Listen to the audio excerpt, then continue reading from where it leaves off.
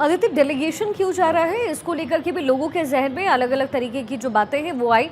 33 जो देश हैं, जो 33 कंट्रीज़ हैं, उसके विजिट इस डेलीगेशन ने किया है, जो कि सर्वदलीय रहा है। और सबसे बड़ी बात यह है कि इसमें ओवैसी की भी मौजूदगी रही और शशि थरूर का भी नाम नहीं भूलना चाहिए। अब ऐसे में जो मैसेजिंग देश भर में, दुनिया भर को जो दी गई है, वो साफ है कि आतंकवाद के साथ जो खड़ा है, भारत उसके साथ खड़ा नहीं है। वो भी तब जब मेक इन इंडिया पर भारत का विश्वास और ज़्यादा बढ़ता जा रहा है, खासतौर पर डिफेंस के सेक्टर में।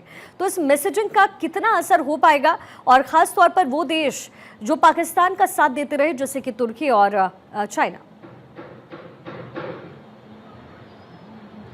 देखिए शिखा, इसको दो भाग में देखना चाहिए। एक, हम अगर अपने देश की इंटरनल राजनीति जो कि हर देश में होती है उसके लिहाज से देखें तो वो एक अलग स्टोरी है, और एक हम भारत एज अ होल देखें और वैश्विक स्तर पर देखें तो एक अलग स्टोरी है। वैश्विक स्तर की अगर चर्चा करें तो भारत ने हर बार एक रिस्पॉन्सिबल कंट्री होने का जिम्मा उठाया, जिम्मेदारी उठाई, एक जिम्मेदार तरीके से रिटेलिएट करा, सिविलियंस को अटैक नहीं करा। जैसे पाकिस्तान ने पहले दिन जब 7 तारीख की रात को जिस तरीके से 8:30 बजे रिएक्ट बैक किया था, तब उन्होंने इस तरह की सिचुएशन क्रिएट की कि उनके यहाँ इंटरनेशनल फ्लाइट्स चल रही थी, और जब दो देशों के बीच में आपस में 25-25 जेट्स आमने सामने हो, फाइटर जेट्स, और अगर किसी का निशाना चूक जाए तो वो स्ट्रेटेजिक उन्होंने जानबूझ के कोशिश की गई थी। पर भारत ने ना कभी पाकिस्तान के आर्मी या पाकिस्तान के सिविलियंस को अटैक किया। अब इसका ये मतलब है कि देखिए, हम एक तो ये बहुत अच्छे से समझें कि जब वॉर होती है तो उसकी जिम्मेदार केवल वो ही दो देश होते हैं, उसका फायदा या नुकसान। दूसरे देश केवल दूर खड़े होकर ताली की तरह देखते हैं, जैसे यूक्रेन और रशिया में देखा। हमने भी खड़े होकर यही कहा था, हम रशिया के साथ अपना बिजनेस कर रहे थे, लेकिन हमने कहा था डायलॉग होना चाहिए। किसी भी देश ने स्थायी रूप से उसका इंटरफेरेंस नहीं किया, और बल्कि वॉर चालू रखने के लिए यूरोपियन कंट्री और अमेरिका ने यूक्रेन को पैसे जरूर दिए। वैसे ही आप देखें कि किस तरीके से गाजा की हालत है। तो सवाल तो ये समझ में आता है कि अगर भारत और पाकिस्तान के बीच में कोई इशू है, उसे सॉर्ट भारत को और पाकिस्तान को ही करना है। लेकिन अमेरिका जैसा रिएक्शन कि हमने किया है, या फिर कोई और देश आतंकवाद के खिलाफ खुलकर बाहर नहीं आया, ये एक बहुत महत्वपूर्ण चीजें हैं जो भारत की सरकार इसको देख रही है, समझ रही है, और इसी को बदलने के लिए उन्होंने डेलीगेशंस भेजे।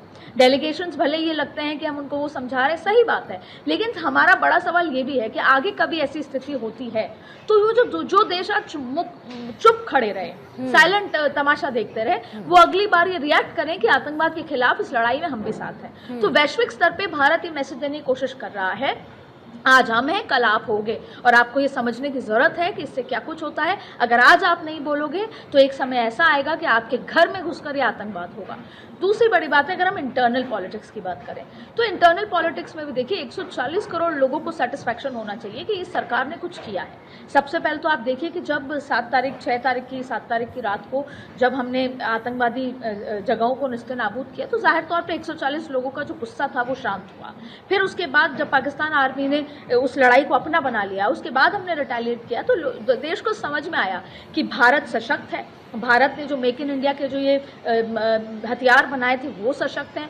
और अगर इस पर विपक्ष सवाल करे कि राफेल या मिग या जेट्स गिर गए, तो देखिए ये तय है, जब भी दो देशों के बीच में वॉर होती है तो ये नहीं है कि एक ही देश का नुकसान हो। हाँ, ये बात सही है कि मेक इन इंडिया को और कैसे सशक्त करना है, और यही वजह थी कि आपने देखा होगा ऑपरेशन सिंदूर पे जैसे ही सीज फायर हुआ, ऑपरेशन सिंदूर जब पूरा मसला चल रहा था, उसी समय ये खबर आई कि डिफेंस सेक्टर में पैसे बढ़ा दिए, बजट बढ़ा दिया गया है। तो भारत को इस पूरे उसमें लिटमस टेस्ट समझ आया कि हमारी कमजोरियां क्या थी, वैश्विक स्तर पे क्या कमजोरियां थी, उसको कैसे ठीक करना है। अमेरिका के साथ हम भले ही दोस्ती के संबंध समझ रहे थे, पर अमेरिका कितना स्ट्रेटेजिक है, जब पाकिस्तान की बात आती है तो IMF से फंड दिलवा देता है, तो अमेरिका के साथ हमें रिश्ते कैसे करने हैं। फिर भारत को यह भी समझ में आया कि हमें मेक इन इंडिया में और कितना इन्वेस्ट करना है, डिफेंस सेक्टर में हमें कितना और मजबूत होना है। तो ऐसी बहुत सारी चीजें इनसाइड और आउटसाइड भारत ने समझी हैं, और भारत उसको सशक्त बना रहा है। देखिए, भारत डेवलपिंग कंट्री है, अपने आप को मजबूत करने के लिए वो हर मोर्चे पर आगे बढ़ रहा है,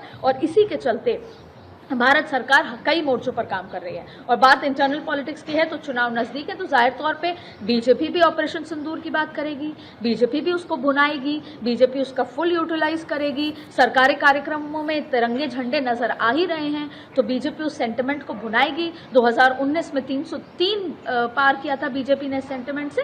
तो राजनीति में ये होता है, मुद्दे हैं, मुद्दों को यूटिलाइज किया जाता है। विपक्ष का काम है कि उस पूरे सेंटिमेंट को किस तरीके से वो ब्रीच कर सकें। उसी के लिए वो कह रहे हैं कि आप सर्वदलीय बैठक बुलाइए, उसी के लिए तमाम तरीके की बयानबाजी चल रही है। तो ऐसे में इंटरनल राजनीति तो लगातार जब कोरोना पे हो सकती है तो जाहिर तौर पे एक बड़ा मुद्दा है, इस पे तो होगी ही। जी बिल्कुल। और अदिति, जाहिर सी बात है, चूंकि अब ये एक बड़ा मुद्दा तो है ही, देश में जो मैसेज देना था और जो दुनिया भर में मैसेज देना था वो क्लियर कट तरीके से भारत की तरफ से दिया जा चुका है।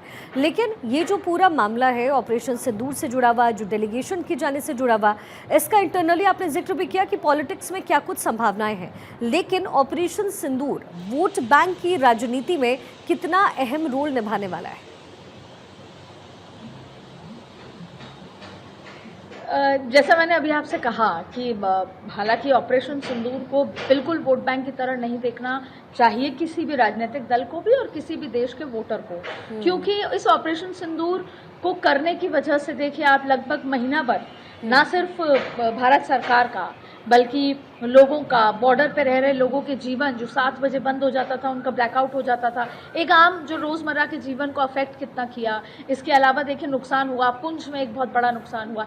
पाकिस्तान को तो बहुत नुकसान हुआ ही, लेकिन पाकिस्तान एक ना तो डेवलपिंग नेशन है, ना उसकी कोई सोच है, ना उसका कोई विजन है, लेकिन भारत का है। तो इस ऑपरेशन सिंदूर में हमने 26 लोग खोए।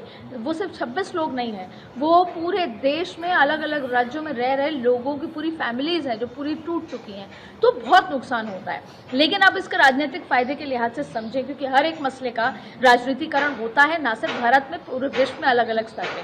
तो ऐसे में ये जो राष्ट्रहित वाली भावना है, राष्ट्रवादी जो भावना है, वैसे भी एक जिसे बोलते हैं सिंबॉलिक है भारतीय जनता पार्टी के लिए। जैसे कि राम मंदिर बनाना, जैसे कि घर में घुस के मारना, जैसे कि 56 इंच की छाती, जैसे कि पाकिस्तान को छोड़ेंगे नहीं, जैसे कि बालाकोट होता है तो किस तरह का रिएक्शन होता है, एयर स्ट्राइक होती है, किस हर तरीके से। और उसी ये सारे सेंटिमेंट के साथ, या 370 हटाना, कश्मीर को अभिन्न अंग बनाना, ये सारे वो नेशनलिस्ट मुद्दे हैं जिसमें पूरा जो भारत है वो एकजुट सरकार के साथ और खास तौर पर नरेंद्र मोदी के साथ, भारतीय जनता पार्टी के साथ हो जाता है। और उसका नतीजा होता है कि 2019 में 303 जैसे आंकड़े आ जाते हैं, जो कि बहुत आश्चर्यचकित होते हैं। तो जाहिर तौर पे, और जब जाति पे बढ़ता है तो 240 आंकड़े आ जाते हैं। जब 2024 के चुनाव हुए तो उसमें तो उसमें देखिए जाति पर चला गया, वो नेशनलिस्ट सेंटिमेंट नहीं था, तो जाहिर तौर पे आंकड़े कम हो गए। तो भारतीय जनता पार्टी के फेवर में हमेशा ये नेशनलिज्म वाली भावना रहती है।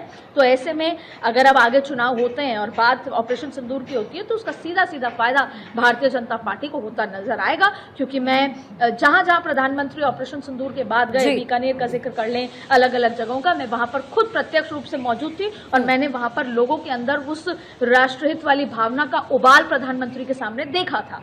तो जाहिर तौर पे उसका सीधा फायदा भारतीय जनता पार्टी को देखने को मिलेगा और भारतीय जनता पार्टी के कार्यकर्ता इसका ऑपरेशन सिंदूर का पूरा जैसे राजनीतिक जो उपयोग हो सकता है वो लेंगे। ये राजनीति है, इसमें ये होता ही है।